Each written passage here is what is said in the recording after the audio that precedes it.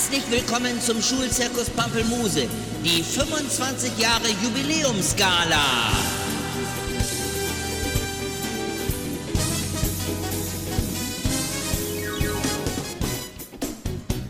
Er ist nur so groß wie ein Sechstklässler. Er hat keine Frisur mehr, er hat mindestens 17 Kilo Übergewicht und behauptet dreist, es käme nur vom zu viel Essen.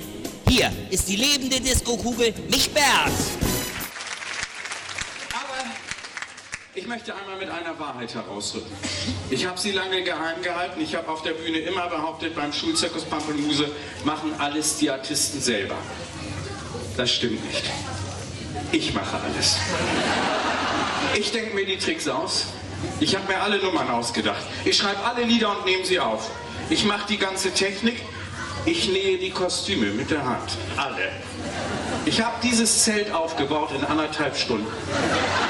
Und ich bin alle Artisten. Das geht, man muss ihn nur schnell umziehen können und super schnell bewegen. Dann sieht das aus wie 30 Leute. Ich mach's euch mal vor. Ich spiele ein nur aus den neuen 5-Klässlern bestehendes ganzes Orchester. Hier komme ich als mein Orchester. Und hier ist wieder Active Net Radio mit ihrer morgendlichen Trainingseinheit. Heute trainieren wir den Notfall, oha, mein Computer ist abgestürzt. Trotzdem sollten wir vorbereitet sein, unser tägliches Geschäft mit konventionellen Waffen zu führen. Die gute alte Schreibmaschine. Und schon geht es aktiv und los.